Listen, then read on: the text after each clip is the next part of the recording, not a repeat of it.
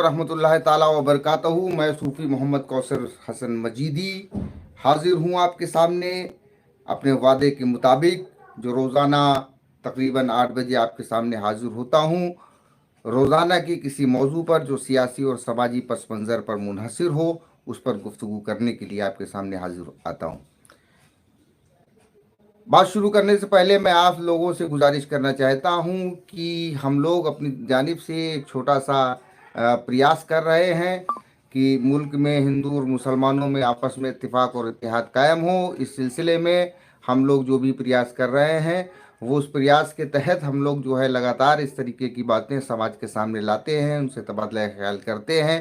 तो इस बात को ज़्यादा से ज़्यादा लोगों तक पहुंचाने के लिए ये ज़रूरी हो जाता है कि आप लोग जो है इस हमारे वीडियोस को लाइक करें, शेयर करें और कमेंट करें और हमें बताएं कि हम इसमें ज़्यादा से ज़्यादा क्या सुधार कर सकते हैं और क्या बेहतर बना सकते हैं। इसके साथ ही चैनल को सब्सक्राइब करें और बेल आइकन यानी घंटी जैसा निशान दबाएं, जिससे कि आपको जो है वो वीडियोस के बारे में और ख़बरों के बारे में मुतवातिर जानकारी हासिल होती रहे।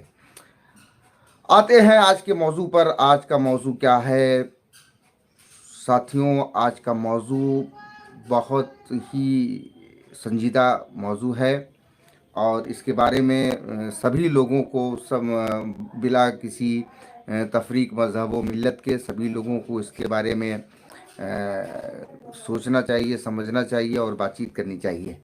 मसला क्या है?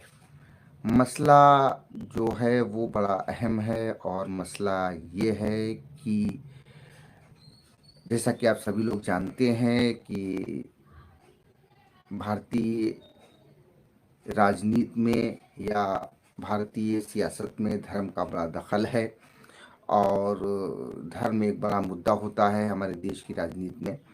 वो तो एक अलग बात है, लेकिन आजकल जो मामला चल रहा है कि वो ये है कि धर्म नगरी अयोध्या में सुप्रीम कोर्ट के निर्णय के बाद राम मंदिर तामीर किया जा रहा था और अब आने वाली 22 तारीख को उस राम मंदिर की प्राण प्रतिष्ठा की जाएगी और मंदिर का उद्घाटन किया जाएगा, जिसके बाद उसको सभी लोगों को के लिए, आम लोगों के लिए उसको खोल दिया जाएगा, ताकि आप लोग भी जाकर के अपने अकीदे के मुताबिक जो लोग हैं वो वहाँ पर पूजा, उपासना, अर्चना, इबादत वगैरह जो भी उनके अकीदे के मुताबिक है उसको कर सकें।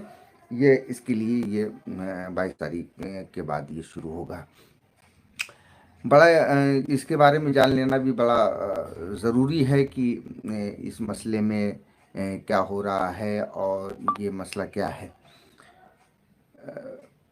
जो जिस जगह पर ये मंदिर तामीर किया जा रहा है, बल्कि जिसका 22 तारीख को उद्घाटन किया जा रहा है, 6 दिसंबर 1992 से पहले वहाँ पर एक मस्जिद हुआ करती थी। मतलब पूरे हिस्से में नहीं, उस जगह पर, ये जो हिस्सा है तो बहुत बड़ी जगह है, लेकिन उसमें से एक हिस्से पर एक मस्जिद वाकई हुआ करती थी, जिस पर हिंदू समाज के लोगों का ये क्लेम था कि यहाँ पर जो है वो मंदिर को तोड़ करके मस्जिद बनाई गई थी। उनका एक क्लेम रहा था और कई 100 साल तक इसमें विवाद रहा था।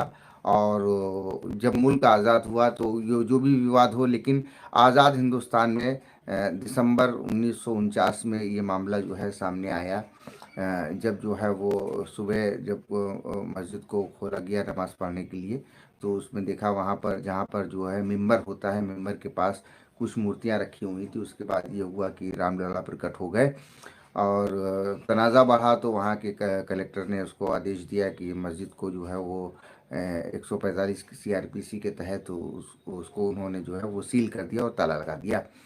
और उसके बाद जो है सिर्फ एक शख्स को ये हुक्म दिया कि वो जा कर के वहाँ पर एक पुजारी पूजा कर सकता है। जो मुतवातिर काम चलता रहा और आज भी तकरीबन तकरीबन वो जारी है, डिमोलिशन के बाद भी मामला चलता है। और अब वहाँ पर जो है वो उसके बाद जो है फिर ये 1987, 86 या 87 में फैज़ाबाद जो है वो कोर्ट के ज़रिए ये आदेश दे दिया गया कि नहीं, यहाँ पर सभी लोगों को पूजा करने का अधिकार है और ताले खोल दिए जाएँ। वो ताले खोले गए, फिर पूजा की जाने लगी।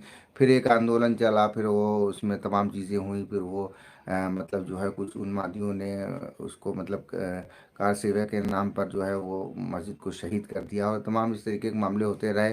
फिर जो है वो उसमें हाई कोर्ट का और जजमेंट हुआ। मैं इससे पहले एक वीडियो में जो सबसे पहली मेरी बातचीत आपसे हुई उसमें मैं बता चुका हूँ, तफसील के साथ सारी चीज़ों को बता चुका हूँ। मुख्तसरन इसको बता रहा हूँ। हाई कोर्ट ने आदेश दिया, हाई कोर्ट के आदेश के बाद तो सुप्रीम कोर्ट में मामला गया। सुप्रीम कोर्ट ने जो अपनी बातें कही उसमें अहम बात थी, उन्होंने कहा कि ये जो मस्जिद गिराई गई थी ये पूरी तरीके से गैर कानूनी थी और ये नहीं गिराई जानी चाहिए थी, ये एक अपराध था। और सबसे अहम बात सुप्रीम कोर्ट ने कही कि कोई हमें ऐसा प्रमाण नहीं मिला है जिससे ये साबित हो कि उस स्थान पर मंदिर को तोड़ करके कोई मस्जिद बनाई गई थी। लेकिन अब चूंकि वहाँ पर पूजा अर्चना हो रही है, अब उस चीज़ को छेड़छाड़ करना दुरुस्त नहीं है, और मुसलमानों के लिए मस्जिद की एक अलग जगह दे दी गई और वहाँ पर मंदिर बनाने का रास्ता सुप्रीम कोर्ट ने उसको क्लियर कर दिया। और जब ये फैसला आया तो जैसा कि हिंदुस्तान के मुसलमानों ने 1949 से लेकर के अब तक हमेशा इस बात को कहा था कि इस मसले में अदालत जो भी तय करेगी उसको हम मानेंगे, और हिंदुस्तान के मुसलमानों ने बहुत बड़ी तादाद में एक दो जो लीडर्स हैं जो मुस्लिम लीडरशिप की सियासत करते हैं उनको छोड़ करके बाकी सभी लोगों ने इस निर्णय का मतलब जो है वो स्वागत किया, और उसका के बारे में सामने जो भी तथ्य सामने आए हैं कि मुसलमानों ने किसी भी तरीके का कोई एहतजाज नहीं किया, और अब वहाँ पर मंदिर बन रहा है। चूंकि ये तो सभी लोग जानते हैं कि मंदिर को का मतलब जो है वो मामला सियासी वजूद में इस तरीके से आया कि शाहबानों वाले मामले में जब राजीव गांधी की हुकूमत ने सुप्रीम कोर्ट के फैसले को बदलते हुए कानून पास कर दिया, तो जब वो कानून पास कर दिया तो हिंदू समाज में इसका बहुत गलत मैसेज गया, और हिंदू समाज की जानिब से ये कहा जाने लगा कि ये तो पूरी तरीके से खुली हुए ये मुस्लिम तुष्टीकरण की जा रही है, जबकि ऐसा नहीं होना चाहिए। और बाद में जो है वो अब वही हो रहा है जो शाहबानो केस में फैसला हुआ था कि मुस्लिम महिला तलाक के बाद भी अपने पति से गुजारा ले सकती है।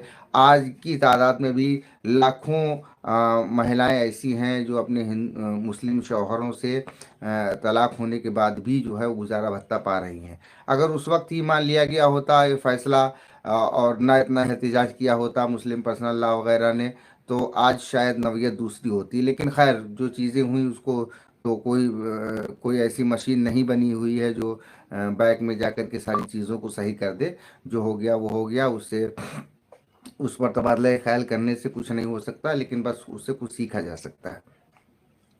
तो राजीव गांधी ने कुछ मुस्लिम मौलानाओं, कुछ उलमा और कुछ मुस्लिम पर्सनल लॉ बोर्ड के लोगों को खुश करने के लिए कि मुसलमान वोट हमारा वोट बैंक बना रहेगा, उनको उन्होंने ऐसा कहा कि आप ऐसा नहीं करेंगे तो फिर मुसलमान नाराज़ हो जाएगा, और ये शरीयत में दखल है और बहुत बड़ा दखल है, और इसको किसी भी तरीके से किसी भी सूरत में एक्सेप्ट नहीं किया जाएगा। इस तरीके की सारी बातें की गई। राजीव गांधी जो है नौजवान थे, और मतलब उनको इतना तजुर्बा नहीं था, और उनके जो भी मुशीरों ने सलाह दी, जबकि उन्हीं की कैबिनेट के मिनिस्टर आरिफ मोहम्मद ख़ान जो थे उन्होंने सुप्रीम कोर्ट के फैसले का पार्लियामेंट में बचाव किया था, और एक बड़ी लंबी चौड़ी तकरीर करते हुए ये साबित कर दिया था कि ये किस फैसला सुप्रीम कोर्ट का किसी भी तरीके से शरीयत में मदाखलत नहीं करता है।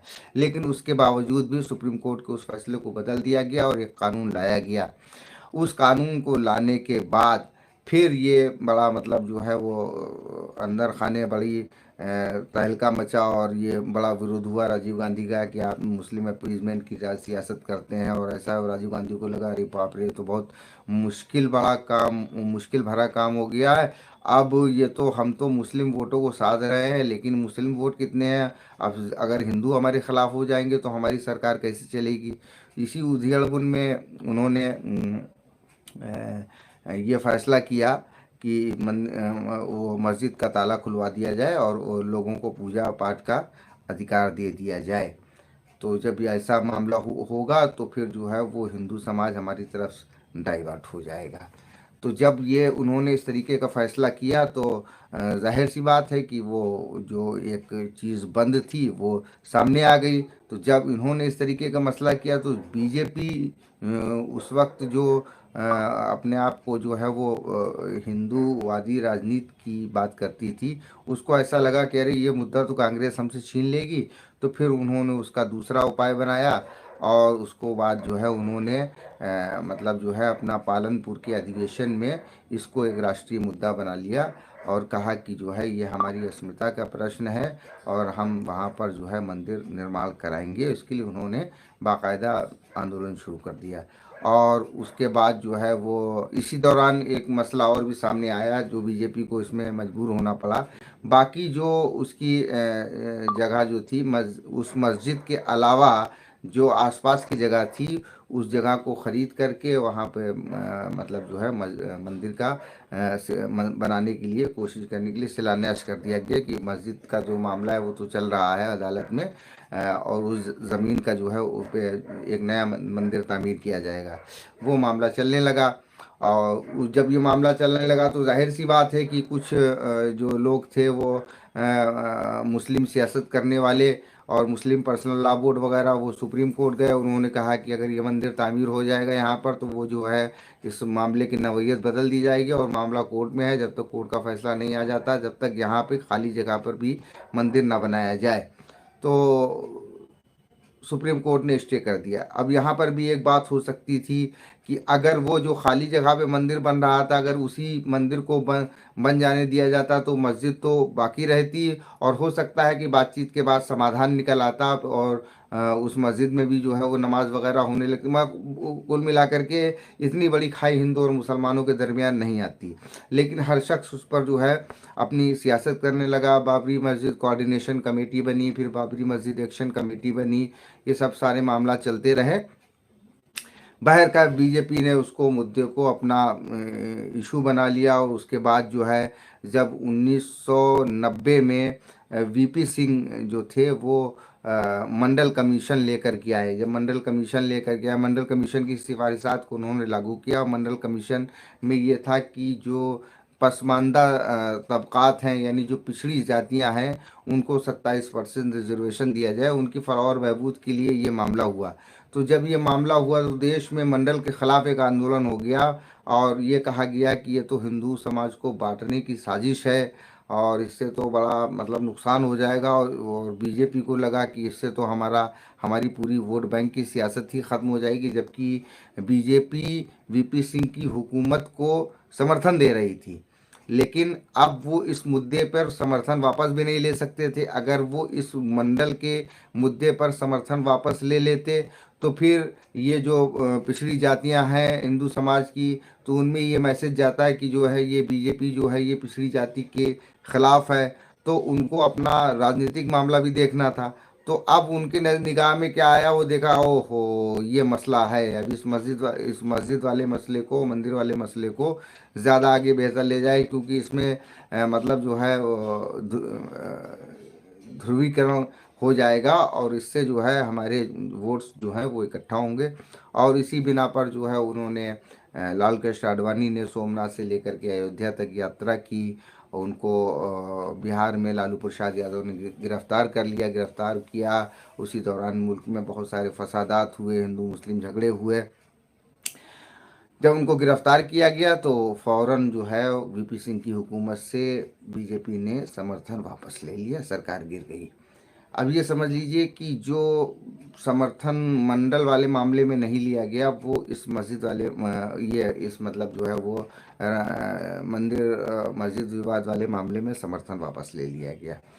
समर्थन वापस लेने के बाद वो सरकार गिर गई, फिर चंद्रशेखर की सरकार बनी। फिर 1991 में चुनाव हुए तो वो राम मंदिर के नाम पर बीजेपी को जो है वो अपार सीटें मिली। लोकसभा के चुनाव में जितनी कभी सीटें नहीं मिली थी उतनी सीटें मिली। लेकिन उसके बाद भी सरकार नहीं बनी। इसी दौरान राजीव गांधी का कत्ल भी हो गया था और फिर जो है वो चुनाव हुए तो उनके लोगों को सीटें ज़्यादा मिली और उनकी हुकूमत कायम हुई। फिर उसके बाद जो है इसी दौरान 1992 में जो है वो मस्जिद को शहीद कर दिया गया और जो भी मामलात हुए और 1996 का चुनाव हुआ उसमें भी बीजेपी का यही मुद्दा था। चूँकि ये मामला तो था ही तो बीजेपी को बहुत बहुत कामयाबी मिली, इतनी कामयाबी मिली कि उन्होंने सरकार बना ली, वो चाहे भले 13 दिन चली हो, लेकिन पहली बार भारतीय जनता पार्टी हुकूमत में आई। तो 1989 से लेकर के आज तक भारतीय जनता पार्टी ने कभी भी इस मुद्दे को नहीं छोड़ा, और यही बिना है कि 2024 में जो लोकसभा चुनाव होने जा रहा है, उस चुनाव में भी भारतीय जनता पार्टी किसी भी तरीके से इस मुद्दे को छोड़ना नहीं चाहती। और वो कोई मतलब चोरी छुपे कोई वो काम नहीं कर रहे हैं, उन्होंने बाकायदा इसको एजेंडे में अपने शामिल किया हुआ था। और इस पर काम कर रहे थे, सारे सारे लोग जानते थे, और अपना मैनिफेस्टो में लाए, और जो भी वो कर रहे हैं कानूनी दायरे में रह करके इस काम को कर रहे हैं, वो अपना करते हुए चले आ रहे हैं। अब इसी ज़िम्न में उन्होंने एक काम किया। वो काम उन्होंने ये किया कि मंदिर के उद्घाटन समारोह में तमाम सियासी दलों को उन्होंने इनवाइट किया। उसी के साथ ही उन्होंने जो है वो कांग्रेस के लोगों को भी इनवाइट किया। कांग्रेस के राष्ट्रीय अध्यक्ष मल्लिकार्जुन खड़गे, और लोकसभा में अपोजिशन के लीडर अधीर रंजन चौधरी, और कांग्रेस की जो बड़ी लीडर हैं सोनिया गांधी, इनको इनवाइट किया। तो इस पे चर्चा चल रही थी कि ये जाएंगे या नहीं जाएंगे, जो भी हो। कल उन्होंने एक जो है वो हमारी जो आज की जो बात का मुद्दा है, वो यही सबसे बड़ा मुद्दा है। अब वो बात सामने आएगी जो मैं करना चाहता था। उन्होंने ये कह दिया कि सुप्रीम कोर्ट के निर्णय के बाद राम मंदिर बन रहा है, हम उसका स्वागत करते हैं। धर्म व्यक्ति की निजी आस्था का विषय है, और भारतीय जनता पार्टी और आरएसएस इसको जो है राजनीतिक मुद्दा बना रहे हैं, ये उनका राजनीतिक कार्यक्रम है, इसलिए हम उनके निमंत्रण को सम्मानपूर्वक अस्वीकार करते हैं। इस तरीके से उन्होंने निमंत्रण को उनको अस्वीकार कर दिया। अब ये उन्होंने कांग्रेस ने अच्छा किया या बुरा किया, हमें इससे मतलब नहीं है, और ना ही मैं इस पर कोई तबसरा करूंगा। और बीजेपी ने उनको निमंत्रण भेज करके अच्छा किया या बुरा किया, मैं इस पर भी कोई चर्चा नहीं करूंगा, मैं इस पर भी कोई अंगुश निमाई टिप्पणी नहीं करूंगा। बीजेपी बल्कि जो बीजेपी के को कोई फर्क नहीं माना जाएगा। जो ट्रस्ट है वो भी बीजेपी के ही लोगों का है। और जो चल रहा है मामला, बीजेपी कहीं कहीं पे इसको छुपाना चाहती है, कहीं कहीं पे इसको श्रेय भी लेना चाहती है। कहीं पे वो कहते हैं कि मतलब जो है ये मस्जिद का टूटना जो है हमारे लिए दुखद है और ऐसा नहीं होना चाहिए, और कहीं कहीं वो जो है उसको बड़ा क्रेडिट लेते हैं। तो वो अपने हिसाब से करते हैं, वो उनका काम। वो सियासी दल हैं, वो किस तरीके की सियासत कर रहे हैं वो उनका काम है। कांग्रेस में जाना या ना जाना उनका अपना फैसला, वो क्या कर रहे हैं क्या नहीं कर रहे हैं। इसके अलावा और एक चीज़ और हम वाजे कर देना चाहते हैं कि कांग्रेस के इन लीडरान ने तो जाने से मना किया, उन्होंने कहा कि हाँ हम लोग नहीं जाएंगे। लेकिन अभी ये भी खबर आई है कि 15 तारीख को उत्तर प्रदेश के जो कांग्रेस के प्रेसिडेंट हैं अजय राय, वो वहाँ पर जाएंगे मकर संक्रांति के दिन, और सरयू नदी में स्नान करेंगे। फिर जाकर के वहाँ पर जो है वो जहाँ पर अभी दर्शन होते हैं, वहाँ पे जाकर के दर्शन करेंगे, पूजा पाठ करेंगे, जो भी करेंगे। उसके अलावा कर्नाटक और तेलंगाना में जो कांग्रेस की सरकारें हैं, उन्होंने ऐलान किया है कि हमने भी बहुत से राम मंदिर बनाए हैं, हम यहाँ पर जो है वो पूजा अर्चना कराएंगे, सब कुछ कराएंगे। और इससे पहले छत्तीसगढ़ में भूपेश बघेल जो कांग्रेस के मुख्यमंत्री थे, उन्होंने राम वन गमन पथ, यानी मर्यादा पुरुषोत्तम श्री रामचंद्र जी जब वनवास पर गए थे, तो जिस रास्ते से गए थे उस रास्ते को उन्होंने असर नौ तामीर करवाया है। और उसके अलावा उन्होंने रामचंद्र जी की वालदा जो है कौशल्या जी का एक मंदिर भी बनवाया है। तो बहुत सारे उन्होंने काम किए हैं, और उन्होंने गौशाला वगैरह बाकी जो भी मतलब जो है उन्होंने वो काम किया, वो अपना क्लेम करते हैं। बाहर क्या इससे हमको क्या लेना देना, जो उनको जो बेहतर लगा उन्होंने किया, तो वो इस तरीके के काम करते हैं। लेकिन उसके वो अब असल बात ये शुरू होती है कि जो उन्होंने इनविटेशन दिया था, निमंत्रण दिया था 22 जनवरी को प्राण प्रतिष्ठा में आने के लिए, उसको उन्होंने अपने इन अल्फाज के साथ मना कर दिया। जब उन्होंने मना कर दिया तो फिर जो है वो उस पर सियासत शुरू हो गई।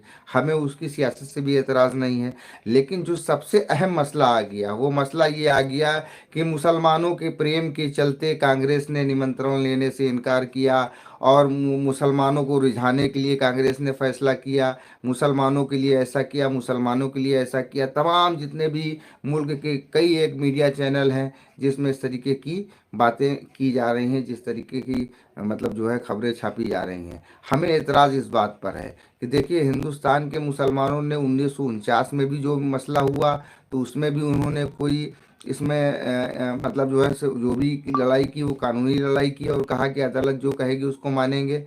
2010 में हाई कोर्ट से जजमेंट हुआ, 2019 में सुप्रीम कोर्ट से जजमेंट हुआ, मुसलमानों ने तो उसको मना नहीं किया। और अभी भी जब वहाँ पर मंदिर तामीर हो रहा है तो किसी भी मुस्लिम लीडर ने उस पर कोई उंगली नहीं उठाई। हाँ, ये बातें ज़रूर कुछ लीडरान ने की, जो सुप्रीम कोर्ट का फैसला था वो उस फैसले के बारे में तो उन्होंने ज़रूर बताया, क्योंकि सुप्रीम कोर्ट ने फैसला ही ऐसा दिया। सुप्रीम कोर्ट ने ये इस पर लिखा बाकायदा कि हमें कोई प्रमाण नहीं मिला कि वहाँ पर मंदिर को तोड़ करके मस्जिद बनाई गई है। और साथ ही सुप्रीम कोर्ट ने ये भी कहा कि जो मस्जिद तोड़ी गई थी वो गैर कानूनी थी। अब जब सुप्रीम कोर्ट ने खुद इस बात को कहा है तो ये तो सुप्रीम कोर्ट के दस्तावेज में लिखा हुआ है कि जब भी कोई बात होगी तो बात करने वाला इस बात को कहेगा। तो इसको अगर आप विरोध माने तो आप मानते रहें, मुसलमानों का कोई विरोध नहीं है। वहाँ पे मंदिर बन रहा था और मंदिर बन गया, सारी बातें।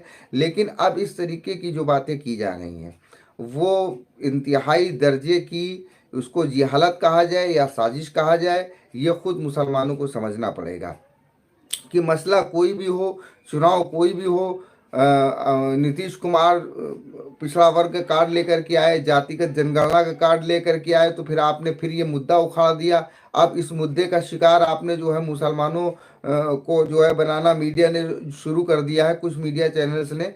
ये दुरुस्त बात नहीं है, ये बहुत गलत बात है और ये दिल को दहलाने वाली बात है, क्योंकि आप इस तरीके की बयानबाजी कर रहे हैं, जिस तरीके से आप नमक मिर्च मसाला लगा करके टेलीविज़न पर प्रोग्राम टेलीकास्ट कर रहे हैं, इससे सीधे सीधे पैगाम जो है वो इस मुल्क के हिंदुओं के अंदर ये जा रहा है कि मुसलमान जो है वो मंदिर निर्माण के ख़िलाफ़ हैं, इसलिए कांग्रेस जो है मुसलमानों का वोट लेने के लिए मतलब जो उसका बहिष्कार कर रही है। आप कांग्रेस का विरोध करते करते आप मुसलमानों के ख़िलाफ़ साजिश करने लगे। मैं ये कहना चाहता हूँ, इसके बारे में हम लोग भी अपनी तरफ से कुछ ना कुछ कोशिश कर ही रहे हैं। इस बारे में भी हम लोग जो है वो इस मुल्क की जो भी अथॉरिटीज़ हैं उनको ख़त लिख रहे हैं। ख़ास तौर से इस मुल्क के जो चीफ जस्टिस ऑफ इंडिया हैं उनको भी ये ख़त भेजा जाएगा और इस तरीके की बात की जाएगी।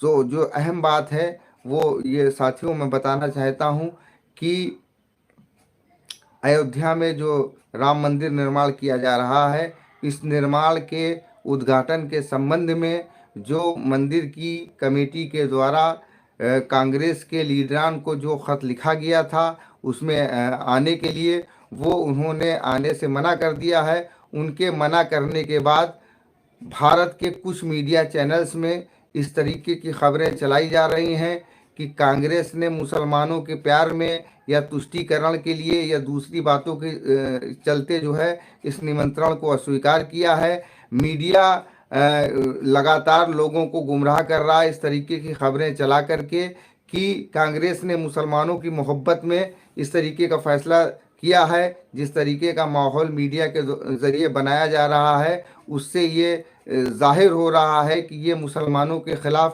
एक साजिश है, जबकि मुसलमान, इस मुल्क का मुसलमान किसी भी तरीके से मंदिर निर्माण की कोई मुखालफत नहीं कर रहा है, कोई विरोध नहीं कर रहा है। लेकिन सियासी शोशेबाजी के चलते जिस तरीके की ये हरकतें की जा रही हैं, मीडिया के ज़रिए जिस तरीके से ये प्रोग्राम टेलीकास्ट किए जा रहे हैं, जिस तरीके से नमक मिर्च मसाला लगा करके ये ख़बरें प्रकाशित की जा रही हैं, प्रसारित की जा रही हैं कि मुस्लिम तुष्टीकरण का और मुसलमानों का नाम का इस्तेमाल करते हुए जिस तरीके से मुल्क की एक बहुसंख्यक आबादी को गुमराह करने के लिए, ख्वाह उसमें कोई भी मकसद हो, चाहे सियासी मकसद हो या कोई भी मकसद हो, इस मुल्क के हिंदुओं के दिलों में ये पैगाम पहुंचाने की कोशिश की जा रही है कि अप्रत्यक्ष रूप से कि मुसलमान जो है मंदिर के निर्माण के खिलाफ है। इस तरीके का माहौल किया जा रहा है जिससे समाज में एक विपरीत असर जा रहा है, जिससे मुसलमानों के खिलाफ माहौल तैयार हो सकता है और ऐसे माहौल की वजह से देश का सांप्रदायिक सौहार्द खराब हो सकता है और मुसलमानों के खिलाफ जानी माली नुकसानात करने की साजिशें की जा सकती हैं। इसके सिलसिले में सूफी खानकाह एसोसिएशन ने सुप्रीम कोर्ट की चीफ जस्टिस, भारत के प्रधानमंत्री और भारत के गृह मंत्री को एक ख़त लिखा और ख़त लिखने के बाद ये मांग की है और साथ ही इंफॉर्मेशन और टेलीकास्ट के जो मिनिस्टर हैं उनको भी ख़त लिखा है और ये मांग की है कि ये जिस तरीके का ये दुष्प्रचार मीडिया के ज़रिए किया जा रहा है इसको रोका जाए और मुसलमानों को इसके साथ जोड़ने की जो गंदी और नापाक साजिश की जा रही है इस साजिश को रोका जाए। आपकी बड़ी कृपा होगी। हम इस तरीके का हम मुतालबा कर रहे हैं माननीय सुप्रीम कोर्ट की चीफ जस्टिस से, प्रधानमंत्री से, इस देश के गृह मंत्री से और सूचना और प्रसारण मंत्री से। सूफी खानकाह एसोसिएशन तो ये काम करने जा रहा है और साथ ही मेरी आप तमामी लोगों से ये गुजारिश है कि जो लोग भी इसको सुन रहे हैं वो भी अपने अपने स्तर से इस तरीके का प्रयास करें कि वो कानूनी तरीके से ये जो दुष्प्रचार किया जा रहा है किसी पार्टी के खिलाफ या किसी पार्टी के फेवर में, जो आप अपनी सियासत करें किसी भी पार्टी के फेवर में करें या किसी भी पार्टी के खिलाफ करें, हमें इससे मतलब नहीं है। लेकिन जिस तरीके से गुज़िश्ता दिनों गुज़िश्ता कई सालों से जो माहौल हिंदुस्तान के मुसलमानों के ख़िलाफ़ बनाया जा रहा है, ऐसे गंदे माहौल को बनाने से रोकने के लिए आप लोग भी अपने अपने स्तर से प्रयास करें, ऐसे लोगों का बाइकाट करें, ऐसे मीडिया चैनल्स के ख़िलाफ़ आप आवाज़ उठाएं और सुप्रीम कोर्ट को ख़त लिखें, वज़ीर आज़म को ख़त लिखें, मानव अधिकार आयोग को ख़त लिखें। चूँकि आप के सामने हमारे मुल्क के संविधान ने जो हक दिए हैं उस हक के मुताबिक अपना काम करें, अपने समाज को बचाएं और जिस तरीके का माहौल बन रहा है इस माहौल को ख़राब होने से रोकने का प्रयास करें। और साथ ही मैं इस मुल्क के जो हमारे हिंदू भाई हैं उनको भी हम ये आश्वस्त कराना चाहते हैं कि आप किसी पार्टी का जो कोई कदम है उस कदम को आप इससे न जोड़ें कि मुसलमान जो है इस बात से खुश होगा। मुसलमान जब ताला उन्होंने खुलवाया था या शिलान्यास उन्होंने कराया था तो तब जो है कोई एहतजाज नहीं मुसलमानों ने उनके खिलाफ किया था और कभी भी नहीं करेंगे उनको, क्योंकि मुसलमान इस देश की न्यायपालिका पर भरोसा करता है और हमेशा इस देश की न्यायपालिका ने मुसलमानों के साथ न्याय किया है, चाहे वो कोई मसला रहा हो। अभी हाल में ही जिस तरीके से बिल्किस बानो वाले मामले में सुप्रीम कोर्ट ने जो जजमेंट किया उससे मुसलमानों में बड़ा हौसला पैदा हुआ है, भारत के संविधान के प्रति और इज़्ज़त बढ़ी है, भारत की न्यायपालिका के प्रति और भी इज़्ज़त बढ़ी है। तो मैं अपने मुल्क के अपने हिंदू भाइयों से ये कहना चाहता हूँ कि ये मीडिया का प्रचार और दुष्प्रचार जो भी हो आप भी इसको समझें। आप किसी पार्टी को वोट दें या किसी पार्टी को वोट ना दें ये आपकी अपनी मर्ज़ी की बात है, लेकिन हिंदुस्तान का मुसलमान किसी भी हिंदू का कोई की मुखालफत नहीं करता है, ना तो किसी मजहबी रहनुमा की मुखालफत करता है, ना तो किसी मजहबी पेशवा के साथ कोई नफ़रत करता है या उनकी मुखालफत करता है। जहाँ तक श्री रामचंद्र जी का सवाल है कि इसके बारे में तो मैं अक्सर बताया करता हूँ कि आप चाहें मलिक मोहम्मद जायसी को देख लें या और दूसरे सूफ़ी संतों को देख लें, हज़रत सैयदना वारिस अली शाह को देख लें, इन लोगों ने हमेशा श्री रामचंद्र जी की इज़्ज़त की है। अल्लामा इकबाल ने तो एक नज़्म बाकायदा लिखी, उस नज़्म का एक शेर है कि है राम के वजूद पर हिंदुस्तान को नाज, अहले नज़र समझते हैं उनको इमाम हिंद। इसके अलावा सूफ़ी जो खानकाहें हैं उनमें तो बाकायदा जो है वो कव्वालियाँ जो पढ़ी जाती हैं उसमें कई जगह पे राम का नाम आता है। जैसे कि उसमें एक कव्वाली है, मैं अक्सर भूल जाता हूँ कि सांसों की माला पे सिमरू मैं पी का नाम और मेरे मन की मैं जान, तेरे मन की तू जाने और मेरे मन की राम। इस तरीके का की कव्वालियाँ पढ़ी जाती हैं। तो सूफ़ियों ने हमेशा प्यार मोहब्बत का और इंसानियत का दर्स दिया है, और हमेशा जो है दूसरे मज़हब के लोगों का की आस्थाओं का सम्मान किया है, दूसरे मज़हब के लोगों के मजहबी पेशवाओं का सम्मान किया है। तो जिस तरीके का ये माहौल क्रिएट किया जा रहा है किसी सियासी जमात को फ़ायदा पहुंचाने के लिए और किसी सियासी जमात को नुकसान पहुंचाने के लिए, या अपनी टीआरपी बढ़ाने के लिए, या नमक मिर्च मसाला लगा करके अपनी खबरों में जो है ज़्यादा विज्ञापन हासिल करने के लिए जो हथकंडा इस्तेमाल किया जा रहा है, इस हथकंडे में मुसलमानों को इस्तेमाल करके ये बहुत ही घिनौना काम किया जा रहा है। चंद पैसों के लिए किसी की जान, माल, इज्जत और आबरू की को जो है पामाल करने की कोशिशें की जा रही हैं। ये इंतहाई दर्दनाक है। मैं उम्मीद करता हूँ इस मुल्क के जो हमारे सेकुलर जहन के हिंदू भाई हैं, जो हमेशा जो है मुसलमानों के साथ कंधे से कंधा मिला करके खड़े हुए हैं, जो ये जानते हैं कि सच्चाई क्या है, वो भी इस बारे में आवाज़ उठाएंगे। और ऐसे लोग जो बिला वजह किसी फ़ायदे के लिए जो मुसलमानों का इस्तेमाल कर रहे हैं, मुसलमानों को बदनाम करने की कोशिश कर रहे हैं, उनके ख़िलाफ़ आवाज़ उठाएंगे। और हमेशा, और आप लोगों ने ऐसा किया और हमें उम्मीद है कि आने वाले वक्तों में भी ऐसा ही करेंगे। ये तो हमारी अपील थी आप सभी लोगों से। और साथ ही मैं ये चाहता हूँ, मेरी ये कोशिश रही है कि हमेशा मुल्क का माहौल अमन और शांति से भरा रहे, और इसीलिए हम लोग बराबर अपने सीमित संसाधनों के ज़रिए इस चीज़ का प्रयास करते रहे हैं और इंशाअल्लाह आगे भी करते रहेंगे।